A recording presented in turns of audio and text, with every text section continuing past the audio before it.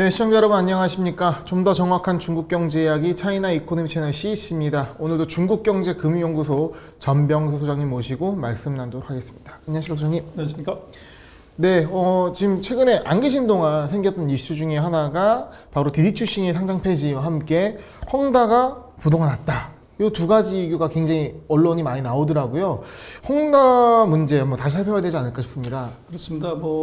다시 이제 헝다가 중국 금융의 아킬레스건이 되냐, 우리 언론에서는 거의 그렇게 많이 나오는데, 그렇게 되면 이제 리만 브라더스가 되는 건데요. 지금 최근 이틀 전, 하루 전, 20시간 전에 보면은 헝다 파산 얘기들이 중요한 뉴스로 다 올라옵니다. 네. 헝다그룹 디폴트 불가피, 해체 수순 들어가, 이제 이렇게 쭉 얘기가 되는데, 그래서 헝다가 이렇게 얘기가 되는 것, 이유는 딱 한 가지입니다. 중국에서 1등하는 이제 부동산 회사이기 때문에 그렇다. 상징성이 있고요. 그렇습니다. 그래서 예. 2006년부터 시작을 해서 2013년까지는 망과가 1등을 했고, 이제 2016년에 헝다가 1등을 했고요. 그리고 지금 2020년에 1등을 했어요. 근데 여기에 독이 됐다는 거죠. 네.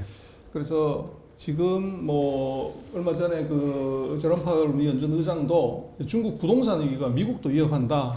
이렇게 이제 너스를 떨었는데, 결론을 먼저 얘기 드리자면 헝다 문제는 제롬 파월이 얘기한 것처럼 위협이 되는 것도 아니고 중국의 금융위기 올 가능성이 없다. 네. 그렇게 먼저 해놓고서 정리를 다시 한번 하겠습니다. 그 네. 사이에 디테일한 스토리는 우리가 그새 시리즈로 얘기했던 걸 한번 보시면 되고, 그래서 지금 헝다가 지금 어느 상태냐고 하는 것은 이미 헝다는 6월 달에 이게 부도 났다고 세계 3대 신평사가 평가를 이미 했어요. 그래서 네. 실질적인 부도는 6월 달에 났다고 봐야 되고, 12월까지도 끈 이유가 있다는 거죠. 그래서 이 지금 레이팅을 6월 22일에 이미 이건 투기 등급으로 다 내렸습니다.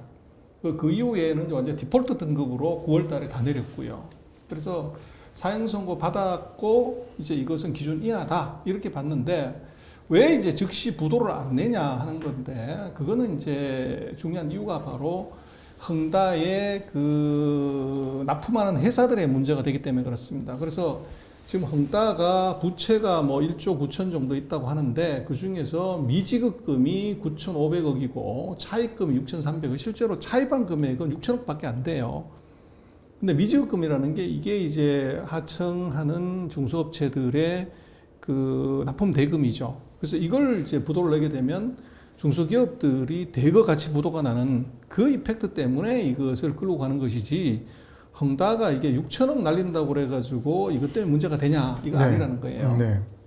그리고 지금 헝다를 보면은 1등하는 회사는 맞는데, 지금 금년도로 놓고 보면 이 점유율로 놓고 보면 전체 100대 부동산 회사 중에서 4.9% 정도 됩니다. 5%가 안 되네요. 그렇죠. 네. 그래서 헝다가 그냥 통째로 날아간다고 해도 5% 날아가는 건데, 문제는 헝다가 이것이 날아가게 되면 비구유엔이나 망가 같은 회사가 이걸 인수를 해버리는 거죠. 오히려 이제 다른 회사들한테는 이것은 이제 호재가 되는 그런 상황이고, 그래서 헝다가 부도에 몰린 건 딱 한 가지입니다. 지금 중국의 부동산 회사들이 이제 과열을 우려해서 정부가 세 가지 기준, 자산 부채 비율 70% 이하, 순부채 비율 100% 이하, 현금 비율 100% 이상, 요 세 가지 조건을 맞춰라고 했는데, 중국의 한 10대 부동산 회사 중에서 이걸 안 맞춘 회사가 녹지그룹하고 헝다 딱 2개예요. 네. 그래서 나머지 회사들은 전혀 문제가 없다는 거죠. 그래서 이걸 못 맞추면 어떻게 하냐 그러면 대출을 중단시켜 버리는 겁니다. 그래서 지금 헝다하고 녹지그룹 요 2개만 대출이 중단돼서 문제가 된 것이고, 나머지 회사들은 대출이 이루어지고 있기 때문에 큰 문제가 없어요. 그래서 지금 이것은 헝다 한 개의 문제지 중국 전체의 문제가 아니다. 부동산 업계 이렇게 봐야 되고, 그럼 이거 부도나면 어떻게 처리를 하냐 그러는데, 그 사이에 화샤싱푸라든지 몇 개 회사가 파나이라든지 회사가 부도가 났어요. 네. 근데 중국의 부동산 기업 채권 부도가 이게 많이 났어요. 근데 이게 보면 개수가 몇 개냐 그러면 2020년에 한 3건 정도 났다가 금년 들어서 한 5건 정도가 났다는 거예요. 근데 금액을 보면 이게 다 합쳐봤자 한 600억 위안 정도, 그 정도밖에 안 돼요. 그래서 아주 미미한 수준인데, 이게 증가 폭으로 보면 엄청 는 것처럼 보이는 거죠. 그래서 이것은 숫자의 착시다 이렇게 봐야 되고, 그래서 이게 중국 부동산 전체의 문제가 아니라고 하면恒大가 리만 브라더스가 될 거냐 안 될 거냐는 것은 중국 전체의 채무 구조나 또는 이제 부동산 업계 채무 중에서 이게 얼마를 차지하냐를 보면 되는데 중국의 총 대출 중에서恒大채무 1조 9천억 가까이 되는 것이라고 해봤자 0.1%예요. 그래서 부동산 업계 전체 대출에 대해서는 1.5% 정도.恒大그냥 통째로 날아간다고 하더라도 중국 전체 이 금융에 미치는 영향은 0.1%밖에 안 돼요. 이것 때문에 무슨 뭐 위기가 온다, 뭐 이건 완전 엉터리다. 그렇게 보면 되고. 그래서 지금恒大가 이제 살아날 수 있냐 하는 건데 보시면은 그 2021년에 지금 3천억이 뭐 안 돌아온다고 그러는데 이게 2022년, 23년에는 더 많은 금액이 만개가 돌아와요. 그래서恒大보도는 이건 필연적이다. 이제 그렇게 봐야 되고. 그러면 이제 이거를 어떻게 하냐 하는 건데 이것은 이제 맨 먼저 해야 되는 게 자구 노력이고요. 네. 대주주가 두 번째로 지방 정부가 개입하고 세 번째로 지방 정부가 개입해서 자산 매각하고 부채 조정합니다. 그리고 전략적 투자가 유치하고 기존 대주주 교체해 버립니다. 그래서 기존 주주 지분은 0으로 만들어 버리는 거죠.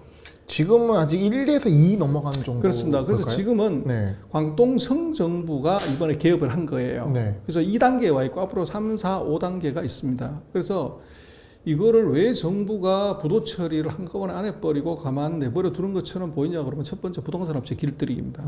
정부 가이드라인을 이제 제대로 안 따르면 이런 일이 벌어진다는 걸 보여주는 것이고 네. 두 번째로는 이제 부동산 경기 안정화가 이루어지는 거죠. 투기가 줄어버리는 거죠. 그런 것이 있고 그리고 또 하나는 이제 지금 중국도 돈을 많이 풀었기 때문에 이게 부동산으로 확 몰려가면 부동산 급등의 위험이 있어요. 그래서 부동산을 규제를 하게 되면 증시로 자금이 유입될 수 있고 그것은 중국이 지금 하려고 하는 첨단 기술 산업이나 내수 확대는 증시로 자금이 들어와야 되는 거죠. 그런 이제 서너 가지 이유가 있기 때문에恒大에 대해서 중국이 화끈하게 처리를 안 하는 것이고 그래서 지금 중국 정부가恒大에 대해서 관심 갖는 것은 이게 부도나면 뭐 금융위기다 이건 전혀 아니고요. 네. 지금 전국의 866개 사업장에서 이걸 하고 있기 때문에 먼저 거기다 아파트 청약한 사람들한테 아파트를 입주 못 시키면 사회 문제가 되는 거죠. 그래서 첫 번째는 아파트를 제때 이거를 완공하는 거. 요게 정부의 제일 큰 이제 관심이고 그다음에 얘들이 지금 그 부동산 펀드를 만들어 팔았어요. 이게 이제 한매가 돌아오는데 이걸 못 갚은 거죠. 그래서 한국 언론에 보여지는恒大사태는恒大그룹이 아니라恒大자회사가 만들어 판 부동산 금융 상품을 그걸 환매를 못 해줘 가지고 나오는 문제예요. 네. 그리고 이제 마지막으로는 이제 채권 상환을 이제 해줘야 되는 문제가 있는데 지금 중국 정부의 관심사는 첫 번째다.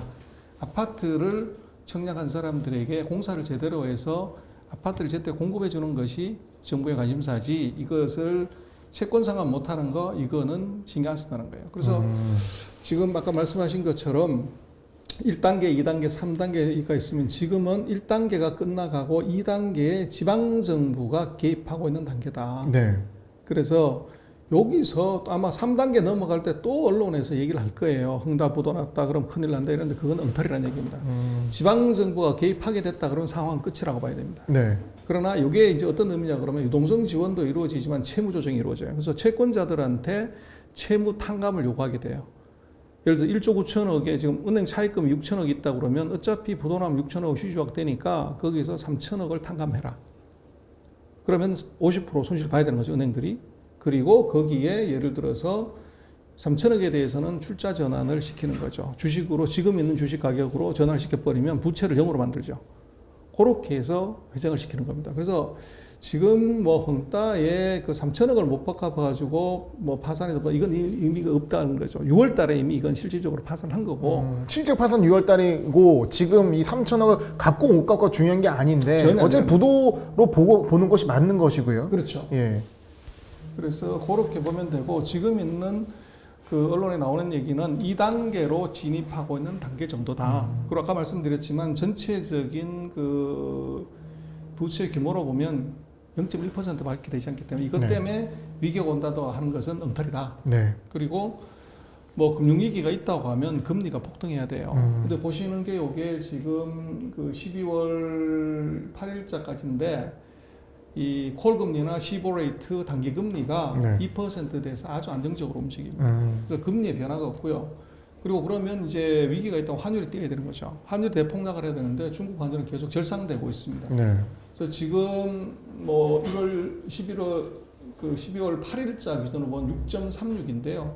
요것은 뭐 작년 12월 이후로 최근 1년 중에서 거의 최저치로 가고 있습니다. 이거 절상이 계속되고 있다는 거. 이 얘기는 무엇이냐면 돈이 계속 들어온다는 얘기죠. 그래서 지금 최근에 보면 중국 증시가 뭐 오늘도 보면 아주 빨간색 레드카펫 서비스를 하는데 그게 지금 외국인이 돈을 갖고 들어와서 외국인이 주로 사는 종목이 지금 올라가고 있는 거죠. 외국인은 펀더멘털 보고 들어오는 그렇죠. 거고요. 그렇게 놓고 보면 중국이 지금 헝다 때문에 네. 뭐 금융위기 온다 뭐 이렇게 하는 것은 완전 엉터리다. 이제 그렇게 볼 수 있고 아마 헝다 사태에 대해서는 우리가 CC 채널에서 시리즈로 그 얘기들을 많이 했기 때문에 네. 뭐 디테일한 거는 아마 지난 그 영상을 한번 쭉 시간 나실 때 한번 보시면 헝다 문제 본질을 정확하게 보실 수 있을 것 같습니다. 저희가 모음집으로도 얘기를 드렸고요. 사실 지금 그 영상을 찍으면서 촬영 내용이 새로운 게 없습니다. 새로운 게 없고 기존에 드렸던 말씀이고, 근데 이미 어떤 앞으로 진행 절차도 다 말씀을 드렸는데 이렇게 언론에서 계속 나온단 말이죠. 뭐 드디어 파산하나 금융위기 오나, 그러니까 파산과 금융위기를 연결시켜가지고 계속 언론에 나오고 있는데 이거 엉터리란 말씀이잖아요. 그렇죠. 그래서 네. 이제 불필요한 이제 공포를 자꾸 조장하는 거고 네. 또 중국에 대해서 이게 네거티브한 얘기를 해야 아마도 이제 클릭 수가 많아지기 때문에 그런 거 아닌가 네. 싶고 팩트 파인딩을 정확하게 해라. 어차피 부돈 낸게 낫다. 사실상 부돈 거고. 그렇죠. 예, 그리고 3천원 못 갚아도 이거는 지금 중요한 단계가 아니고 그렇죠. 더큰 돈이 남았기 어차피 때문에. 지금 수순대로 가고 있기 때문에 이러한 중간중에 나오는 언론의 노이즈를 갖고 투자자가 혼란을 겪으면 안 된다는 것이 그럴 필요 없다는 거죠. 예, 저의 생각입니다. 네, 소견 감사합니다. 네.